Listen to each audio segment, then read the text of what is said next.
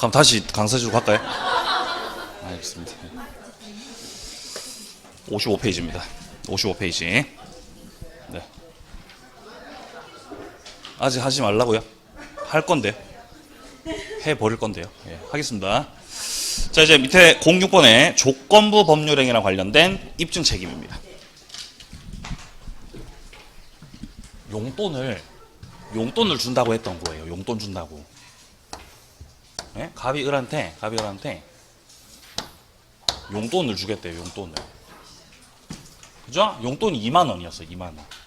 2만 원. 용돈을 준다는 거죠. 근데 용돈 2만 원은 그냥 준다고 하지 않으셨어요. 뭐라고 하시냐면은 네가 11조를 예? 11조를 하면 2만 원 준다는 거예요.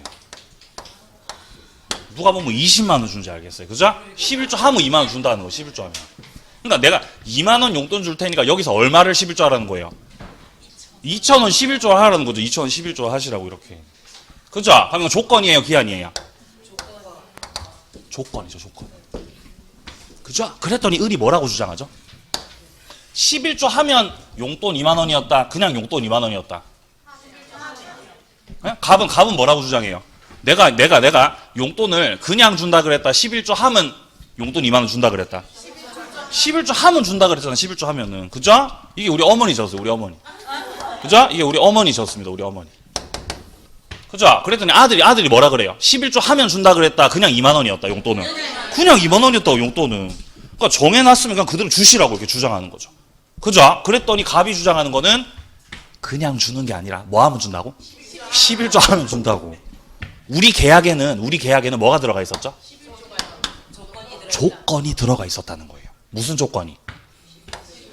정지 조건이. 정지 조건이 있다는 거죠. 갑 쪽에서는 정지 조건이 있다 그래요, 지금. 근데 을은 뭐라고 주장해요? 정지 조건이 없다고 주장합니다. 그죠? 싸운다는 거죠. 그럼 결국 싸움의 끝에는 뭐가 있는 거죠?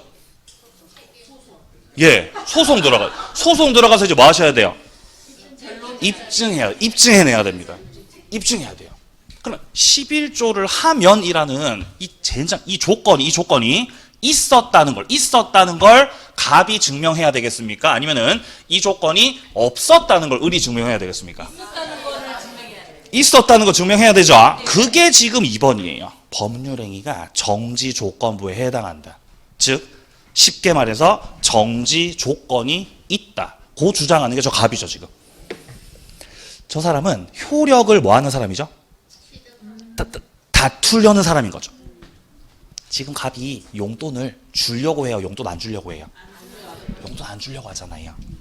어떻게 다 안 주려고 그러는 거죠? 예. 안 주려는 이 사람이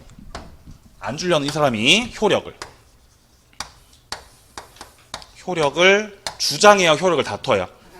다퉈요. 효력을 다투는 자라는 거예요. 그죠? 효력을 다투는 자 쪽에서 정지 조건 있다고 입증, 없다고 입증? 있다고 입증하는 거라고, 있다고. 그죠? 네, 이렇게 입증한다는 거죠.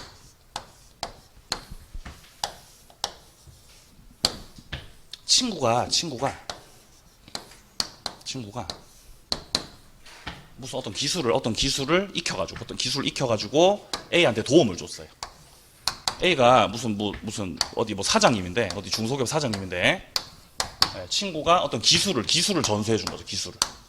네? 그게 무슨 GPS였던 것 같아요. GPS 관련된 기술을 전수해 준 거죠. 그래서 이 사장님 돼가지고 A가 이 기술을 받아가지고 사장님 돼가지고 돈을 많이 벌었다는 거죠. 돈을 많이 버니까 B한테 뭐라고 하냐면은, 야, 내가 우리 회사 지분 20%를 너한테 준다고 했어요. 줄게, 내가. 너무 고마우니까 지분 20% 줄 수도 있죠. 근데 그냥 지금 당장 줄 수는 없고, 이제 상장되면, 우리 회사가 뭐가 되면? 상장이 되면 준다고, 상장되면. 그랬더니 B가 나중에 찾아와서 뭐라 그래요? 지분 내놓으라 그러죠. 그죠? 그랬더니 A가 뭐라 그래요? 상장되면 준다고, 이 바보, 이렇게 주장하는 거죠. 그죠? 그럼 요거 자체가 정지 조건부 법률행위라고 주장하는 거죠. 요거를 입증할 사람은, 요거에 대한 입증 책임 있는 사람은 효력을 뭐 하는 사람? 다투고 있는 거죠. 지금 줄라고 해요, 안 줄라고 해요? 안 줄라고 하잖아요. 그 사람이 효력을 다투려는 사람이라는 거죠. 그죠? 예. 2만 원이 너무 충격적이라서 여러분들 이해를 못 하시는 것 같아요. 그죠? 예. 이걸로 하지 말고 2만 원, 젠장 2만 원 하지 말고 상장하면 준다는 거죠, 이렇게. 그럼 예를 들어서 상장이 됐을 때, 상장이 돼가지고 조건 성취가 된 거죠. 이때 그것에 대한 입증 책임은 누구에게 있냐? 그거는 1번입니다. 1번. 줄칩니다. 조건이 성취되었다. 상장이 됐잖아. 그러니까 20% 내놓으라고 하는 거죠. 그러면 이 상장됐다라는 거는 누가 자료 준비하셔야 돼요? 이 사람이 자료 준비하셔야 되죠. 이 사람이 권리 취득한 사람이죠. 따라서 효력을 다투려는 사람이 증명해야 되는 거는 정지 조건 있다는 증명, 입증 책임. 권리를 취득하는 사람은 뭐를 입증해야 된다? 조건 성취를 입증해야 된다는 거죠. 상장이 됐다는 거예요. 상장됐으니까 B가 A 상대로 해가지고 이제 지분 20% 달라고 했던 거죠. 그죠? 그랬더니 A가 아니지. 호스닥에 상장하면 준다 그랬잖아. 그죠? 그냥 상장하면 호스닥에 상장하면 준다고. 이 바보야, 호스닥에. 라고 주장을 했다는 거예요, A가. 그럼 저건 누가 증명하셔야 돼요? 누가 증명해야 되죠? 호스닥에라는 거를 누가 주장하고 있죠? 그걸 A가 주장하고 있죠. 그죠? A가 증명하셔야 된다는 겁니다. 그게 3번이에요. 어떤 조건이 붙어 있냐? 그죠? 그냥 상장이 아니라 코스닥의 상장이죠? 어떤 조건이 붙어 있냐는 그 사실은 그 존재를 주장하고 있는 사람에게 입증 책임이 있다는 겁니다. 네, 이렇게 입증 책임이 쪼개져 있습니다. 자, 이제 우리는 기한으로 가겠습니다. 자, 기한 같은 경우는 밑에 시기도 있고 종기도 있는 거죠. 시기라는 거는 시작되는 기한을 말하는 거죠. 그러니까 그냥 시작되는 거니까 도래가 됐을 때 효력이 뭐 하는 거죠? 발생하는 거죠. 발생 동그라미, 발생. 종기는 효력이 뭐가 되는 거? 소멸하는 거죠, 소멸. 다음 페이지요. 기한 또한 확정 기한도 있고 불확정 기한도 있습니다. 자, 확정 기한이라는 거는 명확한 거예요. 언제 도래될지 명확한 거. 그죠? 그 니은이잖아요. 다가오는 8월 12일이 되면 상가를 증여하겠다고 했잖아요. 그럼 8월 12일은 명확해요, 불명확해요? 명확하죠? 이게 무슨 기한? 확정 기한이라는 거죠, 확정 기한. 그죠? 이게 이제 확정 기한입니다. 요 8월 12일, 그죠? 이거 제 생일이에요, 8월 12일. 네. 제 상의 사이즈는 105를 있습니다. 아시겠죠? 105. 허리 30.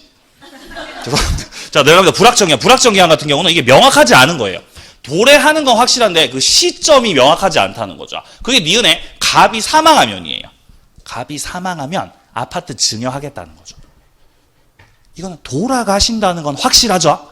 근데 언제 돌아가실지 그 시점이 불명확하다고요. 그런 걸 불확정 기한이라고 하는 거죠. 그리고 특히나 이 불확정 기한과 관련해 가지고는 아까 제가 처음에 서두에 설명드렸던 그 판례 박스 안의 내용 안 까먹었죠? 그새 그죠? 예, 사실이 생겼든 사실의 발생이 불가능으로 되든 도래한 걸로 간주된다 그랬습니다. 자, 내려갑니다. 02번 기한부 법률행위의 효력입니다. 자, 밑에 양괄호 2번에 보시면은 기한도래 후 효력입니다. 152조 1항. 시기 같은 경우는 효력이 생겨야 효력 없어져요. 효력이 생기잖아요. 언제부터 생겨요?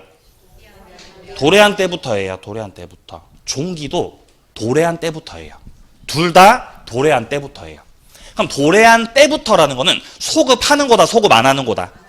소급 안 하는 거예요. 그리고 기한은 그 밑에 줄에 나와 있지만 소급표 절대로 불가능합니다.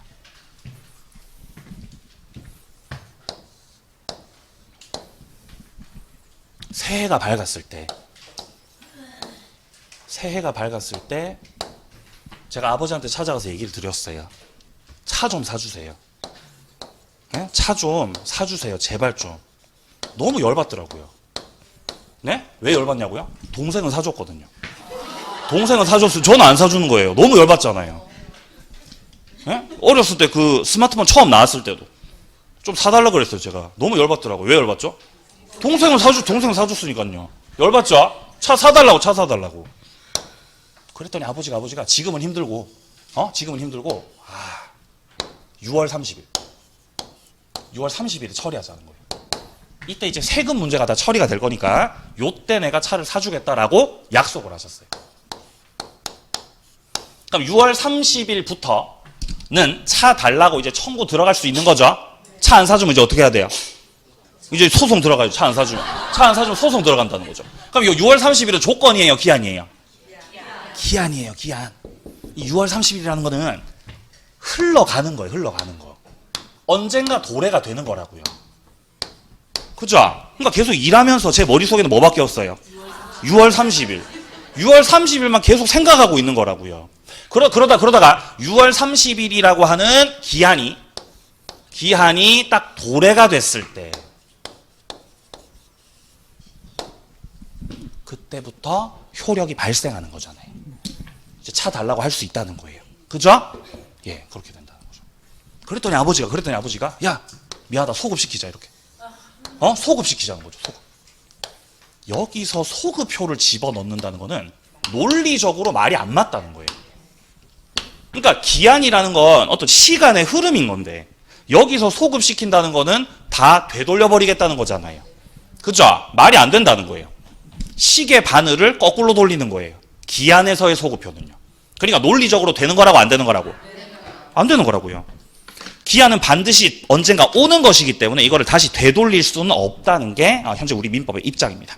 아까 전에 조건 같은 경우는 그 소급효를 특약으로 넣을 수 있었어요, 없었어요? 조건은 가능했죠. 근데 어디서는 안 돼요? 기한은 안 된다는 겁니다. 자, 좋습니다. 이제 57페이지에 기한의 이익입니다. 자, 기한의 이익이라는 거는 기한이 도래하지 않음으로 당사자가 누리는 이익이에요. 자, 예를 들어서 을이 갑한테 돈을 빌려줬어요. 3억을 빌려준 거죠. 그럼 갑이 대출받은 거죠. 그럼 갑이 채무자잖아요. 채무자. 채권자. 근데 이 상태에서 이제 은행에서 돈을 빌려주는 거니까, 3억을 빌려주는 거니까, 돈 빌려주면서 이제 변제일자를 정할 거 아니에요. 변제일. 자, 고객님, 자, 돈 언제 갚으시면 되냐면요, 다가오는 12월 31일자로 돈을 갚으시면 되겠습니다 라고 변제일자가 정해진다는 거죠. 그럼 이건 당연히 조건이에요, 기한이에요? 당연히 기한이죠. 이거는 언젠가 오는 거죠. 그럼 이 기한이 도래하기 전에, 요 12월 31일이라고는 기한이 도래가 되기 전에 당사자가 누리는 이익이 있다는 거예요. 채무자는 어떤 이익이 있어요? 어떤 이익이 있죠? 자금을 뭐 할 수 있죠? 자금 융통할 수 있어요. 이거 자체가 채무자가 누리는 기한의 뭐죠? 이익이에요. 채권자도 이익이 있죠? 어떤 이익이 있어요? 이자 받잖아요. 그러면 갑과 을이 지금 현재 누리고 있는 이익은 기한이 도래해서 생기는 이익이에요? 도래가 안 되고 있어서 생기는 이익이에요? 안 되고 있어서. 도래가 안 되고 있어서 이익이 있는 거죠? 그게 기한의 이익이라는 거죠. 자, 개념부터 봅니다. 기한이 도래하지 않음으로, 도래하지 안 됐습니다. 당사자가 누리는 이익을 말하는 거예요. 여기에 추정력이 있습니다. 153조 1항 기한은 일단 채무자를 위한 걸로 추정해 줍니다. 채무자 줄치고요. 채권자 X, 밑에 채권자 X. 기한의 이익이 누구에게 있는지가 만약에 알쏭달쏭 불분명한 상태라면은 그때는 채권자한테 있는 걸로 추정, 채무자한테 있는 걸로 추정. 채무자한테 있는 걸로 추정해 준다는 거죠, 우리 민법에서. 왜냐면 우리 민법은 채무자 위주로 돼 있어요. 채무자한테 유리하게 되어 있다는 거죠. 웬만하면은 채권자를 보호해야 돼요, 채무자를 보호해야 돼요? 채무자가 보호받아야죠. 그죠? 채무자가 뭐니까? 약자죠. 약자니까 약자 보호를 해줘야죠. 자, 내려갑니다. 양괄호 2번. 기한의 이익을 포기할 수 있고요. 자, 혹은 양괄호 3번. 기한의 이익이 상실될 수 있습니다. 기한의 이익을요, 첫 번째, 포기할 수 있어요. 기한의 이익을 포기한다는 거는 자발적으로 하는 거죠. 그죠? 자발적으로 포기해버린다는 거예요. 그러면 채무자 쪽에서 기한 이익을 포기하려면 어떻게 하시면 돼요? 예, 변제해버리면 돼요. 날짜 돼서 변제해요? 조기상환해요? 조기상환 해버리는 거, 조기상환을. 그냥 갚아버리는 거예요. 왜? 돈 많으니까. 그죠? 돈 남아도니까 갚아버리는 거, 조기상환 해버리는 거죠. 그럼 조기상환을 해버리면은 채무자가 누리고 있었던 기한의 이익을 뭐 하고 있는 거죠? 스스로 포기하는 거죠. 스스로 포기. 그러니까 조기상환을 할 수 있긴 있습니다. 포기할 수 있긴 있는데 이렇게가 돼버리면 기한 이익을 포기하게 돼버리면은 채권자한테 손해가 생겨요. 그죠? 채권자가 이자를 받으니까 이자 못 받으니까 손해 생겨요. 그러니까 은행에서 뭐를 요구해요?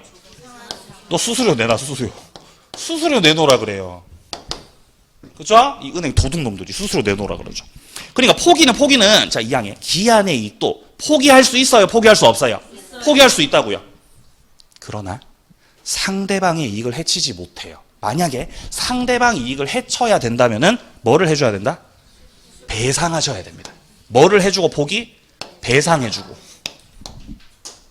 배상해주고 포기하셔야 되겠습니다. 자, 또한 기한의 이익은 포기만 할 수 있는 게 아니라 상실될 수도 있어요. 상실은 자발적이지 않죠. 이건 상실 당하는 거예요. 어떻게 되면 상실되죠? 사유가 있어요. 어떤 사유가 있냐면 밑에 388조 있죠? 자, 보시면은 채무자는 다음 각 호의 경우에는 기한이익을 주장하지 못한다고 규정해놨어요. 첫 번째, 채무자가 담보로 제공했던 물건 있죠? 그거를 손상시켰거나 감소시켰거나 멸실하게 만들었어요. 이러면 누가 난감해요? 채권자가 난감하죠. 그러니까 기다려줘요. 지금 돈 갚으라 그래요. 지금 돈 갚으라 그러죠. 채무자가 이렇게 해버리니까. 자, 혹은 2호에 보시면은 채무자가 담보 제공 의무를 이행하지 않았다 그러죠. 담보 제공을 해줘야 되는데 담보를 제공했어요? 제공을 안 하고 있어요? 안 하고 있죠. 이것도 이제 채무자가 약속을 안 지키고 있는 것이기 때문에 채권자 입장에서는 지금 당장 돈 달라고 할 수 있는 상황이 된 거예요. 이게 기한이익이 뭐가 된 거? 상실되는 거죠. 상실. 밑에 3번 쓰세요. 3번. 채무자가 파산했을 때. 채무자가 파산되면 채권자 입장에서는 기다려줄 수 없잖아요. 지금 당장 돈 갚으라고 할 수 있어요.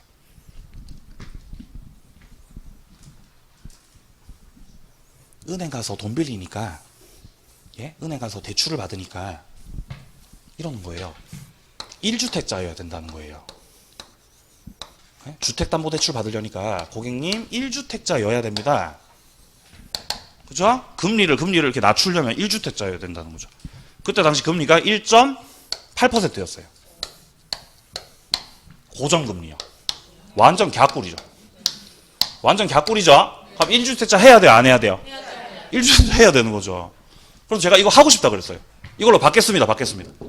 그랬더니 여기서 이 주택금융공사에서 뭐라고 하냐면은 지금 갖고 계신 저 나머지 주택이 지금 구미에 있는 아파트였거든요. 구미에 있는 아파트. 자, 선생님, 저 구미에 있는 저 아파트를 처분하셔야 됩니다. 1년 안에 처분하세요. 그러는 거예요. 1년 안에 처분해야 된다. 그러면 내가 너를 일시적 2주택자로 인정을 해줄 테니까 네가 일단 대출은 내주고, 네가 지금 집을 새로 산다는 거죠. 대출 내주고 1년 안에 처분하시라고. 아파트. 지금 상황 이해되시죠? 여기서 매수하는 주택은 통영에 있는 아파트였어요. 예? 젠장 통영 아파트. 그죠? 이걸 매수하면서 이제 기존에 있는 다른 아파트를 처분을 하시라는 거죠. 이렇게. 상황 이해되시죠? 이때 이러는 거예요. 만약 고객님 1년 안에 어떻게 되면 처분 안 하시고, 그렇죠?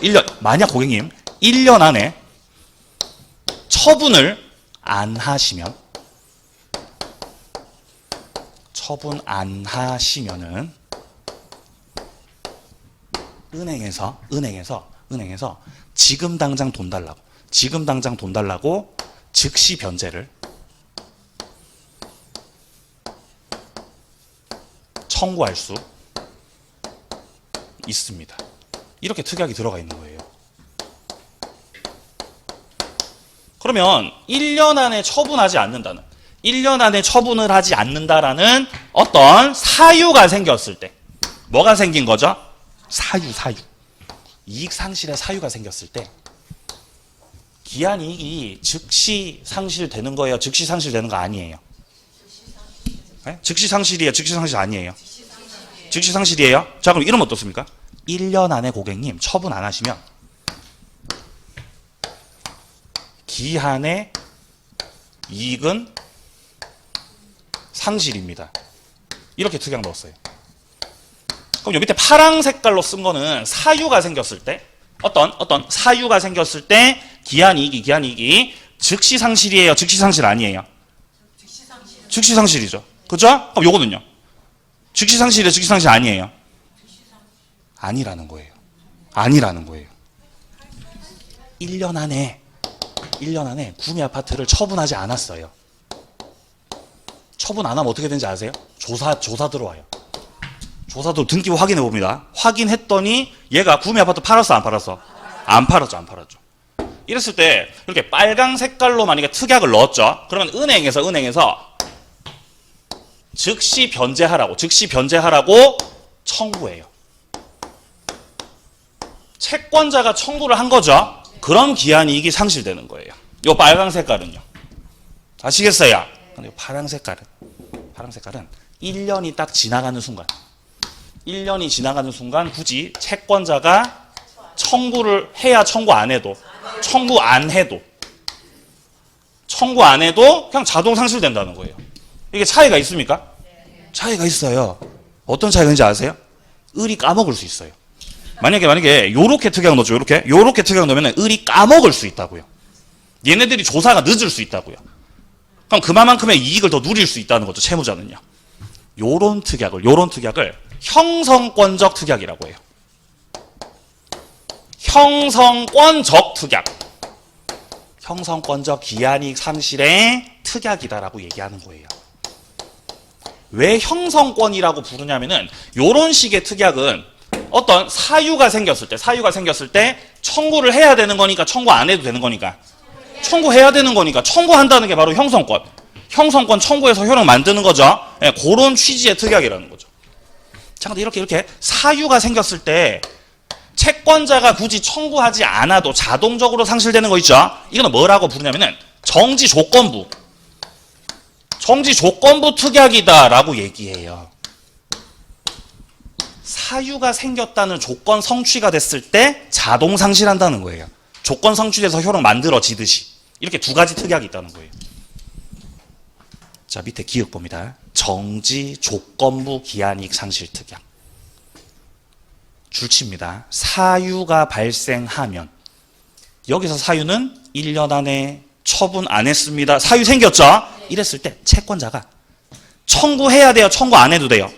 청구 안 해도 채권자 청구가 없이도 그냥 자동 상실이에요. 무슨 상실이라고요? 자동 상실이라고요. 이거는 요 정지 조건부는 자동 상실이에요. 뭐가 생기면? 사유가 생기면 그냥 자동 상실이에요. 그죠? 지읒이잖아요. 그죠? 자동 상실 지읒이잖아요. 그러니까 무슨? 예? 형성권적이에요? 정지 조건부예요? 정지 조건부라는 거죠, 이게. 니은의 형성권적 기한이익 상실 특약은 당사자가 특약으로 정한 줄칩니다. 사유가 발생해도 채권자에 뭐가 있어야? 청구가 있어야 돼요. 채권자가 1년 안에 처분 안 하셨네요. 빨리 돈 갚으세요. 라고 뭐를 들어가야? 청구를 들어가야 비로소 상실이에요. 이게 다르다는 거예요, 이게.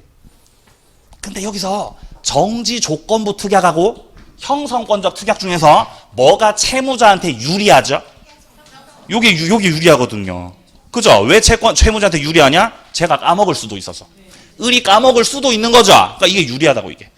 따라서 밑에 디귿입니다. 팔레박스. 기한이익 상실 특약이 있을 때 위 양자 중 어느 것에 해당하느냐? 그건 당사자가 정하기 나름이겠지만 둘째 줄 중간입니다. 명백히 정지 조건부 특약이라고 볼 만한 특별한 사정이 없는 이상은 형성권적 특약으로 추정해 주는 게 타당하다 그랬어요. 그러니까 이게 정지 조건부 특약인 건지 형성권적 특약인 건지가 분명하면요, 불분명하면요. 불분명할 때는 일단 뭘로 추정해 준다고? 예, 형성권적 특약인 것으로 추정해 주겠다고요. 왜냐하면 우리나라는 채무자를 보호해 주는 그런 입장을 주로 취하기 때문입니다. 자, 고생하셨습니다. 이제 우리는 물권법으로 갑니다. 59페이지. 물권법 14문제 출제되죠. 14문제. 여기 지금 1장부터 9장까지 나와 있는데 여기서 1장과 2장 있죠. 여기가 물권 총론이에요. 물권 총론. 그리고 밑에 3장부터 9장까지가 강론입니다. 이렇게 쪼개져 있습니다. 자, 순서대로 보죠. 자, 먼저 물권법 1반입니다. 자, 첫 번째는 물권의 의, 객체, 종류 이런 아주 기본적인 내용들이 먼저 나오고 있는데요. 일단 먼저 물권의 의 같은 경우는 채권과의 비교를 통해서 내용을 파악하게 되는 겁니다. 일단 물권이라는 거는 물건이 있어야 돼요. 물건이 있어야 되죠. 이 물건을 뭐 하는 거죠? 지배하는 거예요. 실무에서 필드에서 사람들이 물건이라고 부르죠. 사람들이 물건이라고 해요, 물건이라고 해요? 물건이라고 해요. 근데 저 물건이라고 하잖아요. 왜 그런지 아세요? 물건하고 헷갈려서. 물건 거리면 물건이라고 발음하면 물건하고 헷갈린다고요. 이해되세요? 그래서 물건이라 그래요. 그래서 이렇게 나갔을 때 사람들이 물건 거리면 막 이렇게 귀가 막 간지러서 미칠 것 같아요. 귀가 간지러가지고 왜 이걸. 자, 어쨌든 물건을 지배하는 거, 물건 지배하는 걸 가리켜서 우리가 지배권, 이거를 물권이라고 한다고요. 물권. 여기서 물건은 부동산, 동산 말하는 거죠. 부동산도 물건이고 뭐도 물건이고 동산도 물건이죠. 부동산, 동산 말고 또 뭐 있어요, 물건에? 없어요. 부동산, 동산밖에 없어요, 물건은요. 분류했을 때 부동산을 뭐라고 했냐? 토지 및 그 정착물이 부동산이라고 했어요. 토지 및 그 정착물이 부동산이고 부동산 이외의 것들은 동산이라고 그랬어요. 그러니까 이 세상에 존재하는 모든 물건은 뭐 아니면 뭐라는 거죠? 부동산 아니면 동산이라는 거죠. 법을 그렇게 규정해서 만들어 놨어요. 자, 반면에 어떤 사람이 있을 때, 어떤 채무자가 계실 때 그 채무자 상대로 해가지고 뭔가를 청구하는 거. 뭐 돈을 갚으라고 청구한다거나 물건 달라고 청구한다거나 등기 청구한다거나 여러 가지 있겠죠. 이런 거 뭐라 그래요? 채권이라고 하죠. 이 점에서 물권, 채권 다릅니다. 그리고 물권이라고 하는 것은 내가 예를 들어서 어떤 아파트라는 이 건물, 물건을 내가 지배하고 있다면 그 내용을 공시해요, 공시 안 해요? 공시하죠. 등기로 공시하거든요. 따라서 누구에게나 주장할 수 있죠? 절대권이에요. 절대권. 반면 채권은 일반적으로 등기돼 있어, 등기 안 돼 있어요? 등기 안 돼 있어요, 일반적으로. 물론 채권도 등기하는 경우도 있긴 하죠. 일반적으로 안 돼 있습니다. 따라서 채권이라는 거는 다른 데 가서 주장하는 거예요? 당사자끼리 주장하는 거예요? 당사자 안에서 주장하는 거죠. 그러니까 이건 상대권이라는 거죠. 개념상 차이가 있다는 것입니다. 자, 그리고 물권이라는 거는 절대권으로서 강력하기 때문에 마음대로 행사하면 안 되죠. 법에서 정해진 대로 하시라는 거죠. 물권 법정주의 강행규정입니다. 법에서 정해진 대로 해라. 마음대로 하면 안 돼요. 반면에 채권은 법에서 정해진 대로 해라. 자유롭게 해라. 자유롭게 합의하면 되죠. 이거는 계약 자유 원칙, 지배, 대부분 임의 규정입니다. 이렇게 법이 쪼개져 있다는 거죠. 그리고 여기서 물권하고 채권 있죠. 물권하고 채권 이 두 가지를 묶어서 권리라고 하는 거죠. 민법은 권리의 법이죠. 권리의 법. 우리가 결국 1년 내도록 공부하는 건 권리입니다. 권리. 우리에게 어떤 권리가 있는지를 공부하는 건데 그 권리가 몇 개 있다는 거예요, 지금? 2개 있다는 거죠. 누가 3개라고 그랬어요? 이거 2개라고 써, 이거 2개 써놔, 이거. 예? 권리는 물권 아니면 뭐가 있다? 두 개밖에 없어요. 두 개밖에 없어요. 자, 표 보겠습니다. 물권이라는 거는 현존 특정 독립한 물건 동그라미 물건. 물건을 지배하는 게 물권이에요. 밑에 줄 물권 법정주의. 그리고 확인합니다. 강행 규정이다. 밑에 칸 성질 절대권이다. 누구에게나 주장할 수 있고 제3자한테도 주장할 수 있다. 오른쪽 칸 채권. 이거는 채무자에게 어떤 행위를 청구하는 게 채권입니다. 여기는 계약 자유원칙이죠. 따라서 대부분 임의 규정이고, 채권은요 당사자끼리 그 안에서 하시는 거죠. 그러니까 절대권이다, 상대권이다. 상대권이에요. 그러니까 채무자한테는 주장할 수 있는데 제3자한테는 일반적으로 주장할 수 없다는 거죠. 자, 내려간다. 02번 물권의 객체입니다. 그러니까 물권이라는 걸 어디다가 행사하는 거죠? 어디다가 행사하는 게 물권이다? 물건에다가 행사하는 게 그게 물권이라는 거죠. 이때 물건은요 99조 1항 토지 및 그 정착물이 바로 부동산, 그리고 부동산 이외의 것들은 동산이라고 했던 거죠. 정착물 줄치입니다. 정착물 줄치입니다. 첫 번째 건물이에요. 첫 번째 뭐라고요? 건물. 두 번째 수목이요. 토지 위에 있는 정착물 두 번째 수목. 세 번째가 뭐죠? 농작물입니다. 자, 여기서 말하는 정착물은 건물, 수목, 농작물을 말하는 거예요.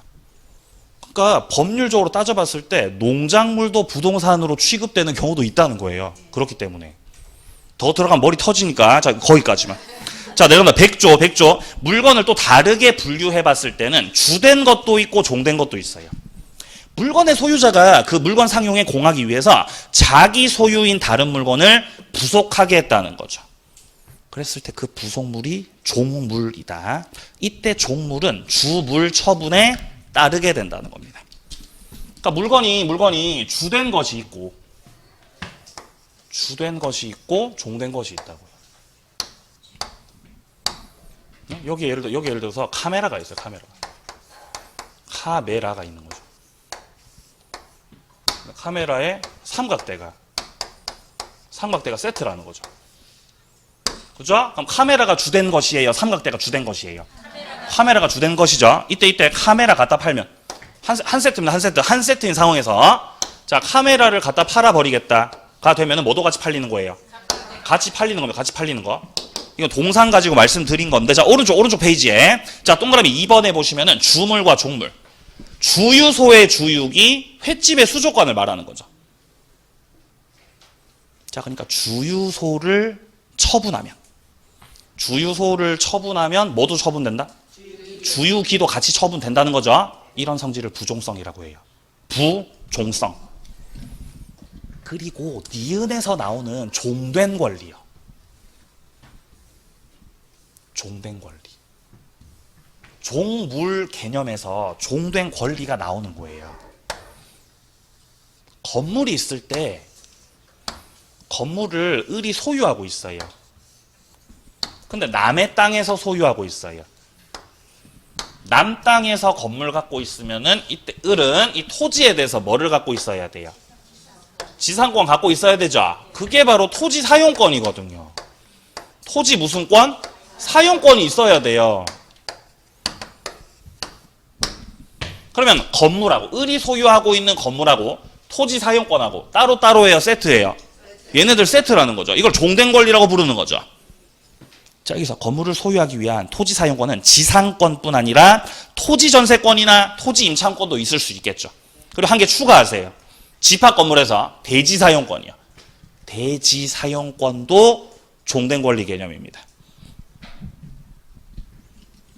따라서 을이 여기서 만약에 지상권을 갖고 있다면 을이 갖고 있는 건물하고 타인 땅 위에 건물을 소유하기 위한 요 지상권도 한 세트 같이 움직이는 것이기 때문에 만약에 이 건물에 저당권이 설정이 되면 건물에 저당권이 들어왔어요. 그럼 저당권의 효력은 건물에만 미쳐요? 종된 권리에도 미쳐요? 종된 권리 여기도 효력이 미친다는 거죠. 저당권의 효력이. 그렇기 때문에 나중에 저당권자가 을이 돈 안 갚아가지고 경매 신청할 수 있죠. 그럼 저당권자의 경매 신청을 통해서 건물을 낙찰받는 사람은 뭐도 같이 낙찰받는 거예요? 지상권도 같이 낙찰받는다는 거죠. 따라서 요 사례에서 건물의 낙찰자 정에게 지상권이 이전된다. OX. O예요, X예요? O죠. 그죠? 오지 않나요? 그러니까 저당권의 효력이 종된 권리에도 미친다라는 말과 경락받은 사람에게 지상권이 이전된다라는 말하고 같은 말이에요, 다른 말이에요? 같은 말이에요, 같은 말. 그죠? 다르게 인식하시면 안 된다는 거죠. 자, 내려갑니다. 일물일권주의. 물건 한 개면 권리도 한 개다라는 개념이죠. 자, 밑에 동그라미 2번 봅니다. 일부의 성립 가능한가? 자, 원칙. 한 개의 물건 일부분에 소유권이나 저당권 성립은 될 수가 없어요. 우리가 뭔가 소유한다는 거는 일부만 소유하는 거예요? 다 소유하는 거예요? 다 한 개 다를 소유하는 거죠. 한 개 다를. 세트를. 저당권도 담보 잡는다는 거는 한 개를 다 저당 잡아야 됩니다. 일부만 저당 잡아야지 안 됩니다. 하지만 니은에 예외가 있죠. 일부분에 성립 가능한 물건도 있죠. 그게 뭐예요? 용익물권이죠. 용익물권에는 지상권, 지역권, 전세권이 있는 거죠. 따라서 그 밑에 점, 한 필 토지의 일부분에 용익물권이 가능하다라고 돼 있죠. 이건 이제 지상권, 지역권, 전세권 다 말하는 거죠. 여기서 토지를 객체로 하는 게 지상권도 지역권도 전세권도 토지 객체로 할 수 있죠. 그러니까 용익물권이라고 써놓은 거죠, 여기는. 근데 그 밑에 점 보시면은 한동 건물의 일부라고 돼 있죠. 이건 건물이니까 여기는 전세권이라고 써놓은 거예요. 여기선 지상권, 지역권이 들어가면 안 되니까요. 제 말 이해되세요? 지상권, 지역권은 객체가 토지거든요. 자, 그리고 여기서 말하는 구분 소유권이라는 거는 집합 건물에서 나오는 거죠. 집합 건물에서. 자, 내려갑니다. 법정주의. 물권은 185조에서 나와 있듯이 법률 또는 관습법의 외에는 임의로 창설하지 못한다라고 되어 있습니다. 여기서 말하는 법률이 뭐냐? 법률이 요 밑에 양괄호 1번에 나오는 민법하고 그 다음에 양괄호 3번에 특별법 있죠? 여기가 법률이에요. 그리고 관습법은 판례 말하는 거죠. 판례.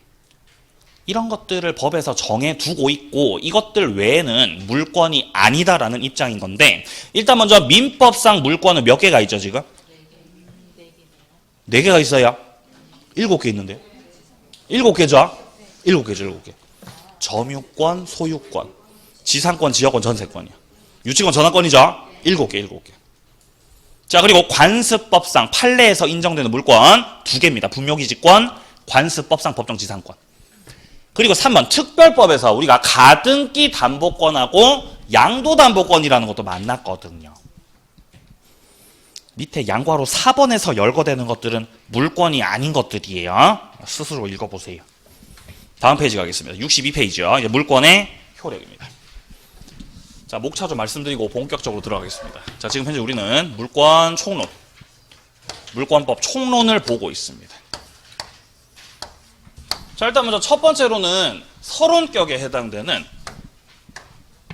물권의 개념, 물권의 객체, 물권의 종류. 이런 것들은 먼저 지금 본 거고요. 그 다음에 이제 두 번째 물권의 효력이요. 효력. 여기가 완전 중요하죠. 이 효력이 완전 중요합니다. 매년 나옵니다. 여기. 매년마다 출제. 특히 매년마다 출제되는 거는 물권적 청구권이 여기서 나오죠. 매년 나옵니다. 만약에 물권적 청구권이 시험에서 안 나왔다? 그럼 그거는 이제 출제위원이 정신 나간 거예요. 그건 말이 안 되는 거예요. 그건. 매년마다 반드시 나오게 돼 있어요. 자, 그리고 세 번째 물권의 변동이 나올 겁니다.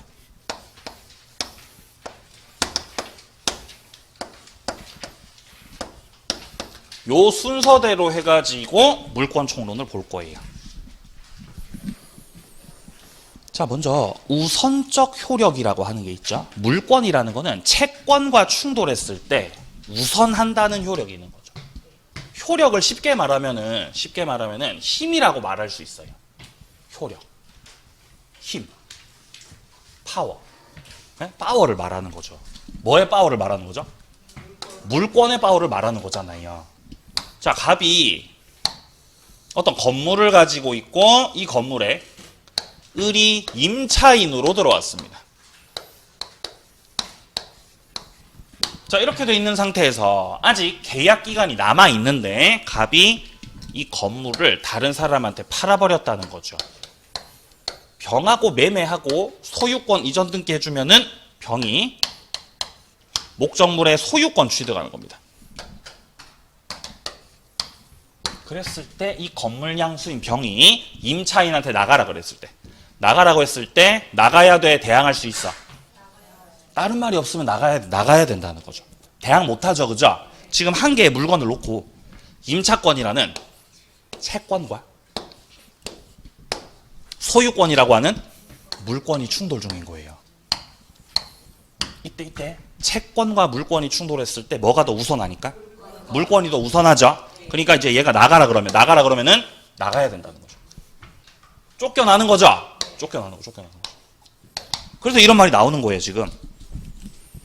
동그라미 1번에 물권이 우선한다라고 돼 있죠. 여기서 매매는 임대차를 깨트린다라는 말이 여기서 나오는 거죠. 갑하고 병이 매매 계약을 했죠. 매매를 해가지고 소유자가 달라졌죠. 그래가지고 뭐를 깨부셨어요? 임대차를 깨부셔버렸다는 거예요. 그래서 임대차를 깨트린다고 얘기하는 거예요. 근데 이렇게가 됐을 때 임차인이 그냥 쫓겨나야 된다면 억울한 거죠. 그러니까 이런 것들을 보완하기 위해서 2번. 일정 요건 갖추면 대항력 취득할 수 있죠. 그 첫 번째가 임차권 등기죠. 임차권 자체를 등기할 수 있습니다. 자, 두 번째 토지 임차인이 임차권 등기했어요? 건물 등기했어요? 건물 등기했죠. 소유권 보존 등기했죠. 이 경우에도 대항력 유지. 디귿과 리을은 특별법에서 나오는 거죠. 인도화 주민등록, 인도화 사업자 등록 신청입니다. 자, 내려갑니다. 양괄호 2번. 제한물권끼리 충돌할 수 있습니다. 예를 들어 갑이 갖고 있는 부동산에 어떤 제한물권자가 들어왔다는 거죠. 저당권자가 들어왔어요. 저당권이라는 거는 제한물권이거든요. 그렇죠? 그리고 저당권자가 있는 상태에서 전세권자가 들어왔어요. 이러면 돼요, 안 돼요? 이러면 안 돼요. 이 깡통 될 수 있잖아요. 그죠? 네, 그죠. 깡통 될 수 있다는 거죠. 자, 어쨌든 저당권도 제한물권이고 전세권도 제한물권이죠. 이 상태에서 경매가 되면, 이 상태에서 경매가 됐을 때, 경락 대금이 나왔을 때 을하고 병 중에서 누가 먼저 돈 가져갈 수 있죠? 을이 먼저 가져갈 수 있죠. 그러니까 제한물권끼리 충돌했을 때는 누가 우선한다는 거예요? 순위. 먼저 뭐 한 사람? 먼저 등기한 자. 등기 순서를 들여다보면 누가 우선하는지 알 수 있죠. 등기부 열람하면 명확하게 알 수 있어요. 그래가지고 이 제한물권끼리 충돌은 먼저 성립했던 물권이 우선한다는 겁니다. 그리고 그 순서는 등기 순서로 따져보는 겁니다. 자, 밑에 양괄호 3번이에요. 소유권하고 제한물권이 충돌이 된 거죠. 이러면 반드시 항상 뭐가 우선하죠? 제한물권이 우선합니다. 뭐랑 뭐가 충돌하면? 소유권하고 뭐가 충돌하면? 제한물권. 갑이 이자를 안 내고 있으니까 저당권자가 경매 신청하겠다고 하는 거죠. 이때 갑은 경매 당하고 싶어요? 경매 당하기 싫어요? 경매 당하기 싫죠. 그래도 네가 돈 안 갚으면은 이 제한물권자인 저당권자가 경매 신청할 수 있어요, 없어요? 경매 신청할 수 있는 거예요. 왜냐면 저당권자는 처분 권한을 장악을 하고 있거든요. 뭐를 장악하고 있어요? 처분 권한을 장악을 하고 있어요. 그러니까 처분은 갑보다도 을이 우선해서 할 수 있으니까 경매 신청 가능한 거죠. 그래서 언제나 제한물권이 우선입니다. 자, 내려갑니다. 물권적 청구권 나오죠. 여기서부터는 좀 쉬었다가 이어서 보겠습니다.